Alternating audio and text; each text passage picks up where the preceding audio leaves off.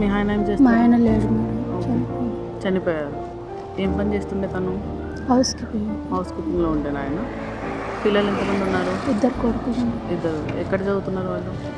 ఇక్కడనే government school. ఏ area? విలేకంపల్లియా? ఏ క్లాస్లో చదువుతున్నారు? First year, second year.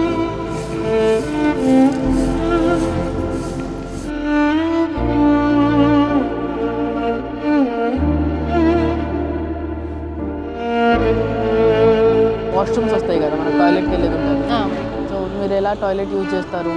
అంటే ఇట్లా ఖాళీ ప్లేస్లో ఏమైనా చూసుకొని వెళ్ళాలి మేడం, లేదంటే వస్తున్నప్పటికి వెళ్తాము. ఒక మళ్ళీ మధ్యలో ఎమర్జెన్సీ ఏందని ఇట్లా ఖాళీ ప్లేస్లో అట్లా చూసుకొని వెళ్తాం. ఇంకా అంటే మనకి ఇళ్ళలో అయితే రానివ్వరు మేడం, ఇళ్ళకి రానివ్వరు.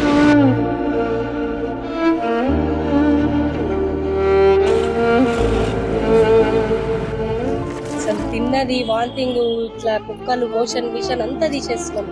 చాలా అంటే చాలా గలీజ్. అసలు మా చేతులతో నెత్తి అది ఎత్తడం వల్ల గలీజ్ వల్ల తిన్నికే మాకు కూడా ఇబ్బంది అవుతుంది.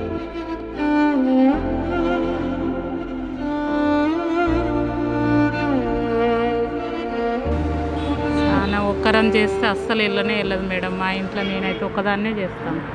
మా ఆయనకు బ్రెయిన్కి ఆపరేషన్ అయింది, అసలు ఏమీ పని చేయడు. 2 పిల్లలు చదువుకుంటారు.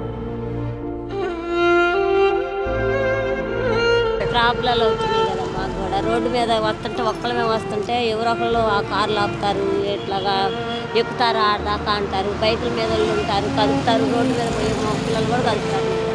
అవన్నీ తట్టుకొని రావాలి. ఏమో 4-3 అయితే కలిసి వస్తే ధైర్యంగా ఉంటుంది. ఒక్కొక్క చోట నుంచి రావాలి. వంట వేసుకొని వచ్చి ఎక్కుతావా అని అంటారు. చాలా అది చేస్తుంటారు వెంకంగా వచ్చి. ఆ నైట్లో లేచి వస్తుంటే కూడా వాళ్ళు వీళ్ళు బాధ పెడుతుంటారు. సూర్యుడు ఉదయించకముందే స్టార్ట్ అయ్యే ప్రయాణం ఇది. వాళ్ళ కష్టాలు ఎలా ఉంటాయి అని ఒక ఉమెన్ స్వీపర్ని అడిగితే, అందరూ ఆడవాళ్ళలానే వీళ్ళు కూడా తన ఫ్యామిలీ బాగుండాలని, తన పిల్లల ఫ్యూచర్ బాగుండాలని ఇలా కష్టపడుతున్నారు. కానీ ప్రతి ఆడవాళ్ళ కష్టం వెనుక వాళ్ళ ఫ్యామిలీ బాగుపడుతుంది. కానీ వీళ్ళ కష్టంతో వాళ్ళ ఫ్యామిలీతో పాటు అందరి ఫ్యామిలీలో వెలుగు నింపుతారు. చేతిలో చీపిరి, భుజాన ఫ్యామిలీ బరువు. నువ్విచ్చే చిన్న రెస్పెక్టే వాళ్ళకి గుర్తింపు.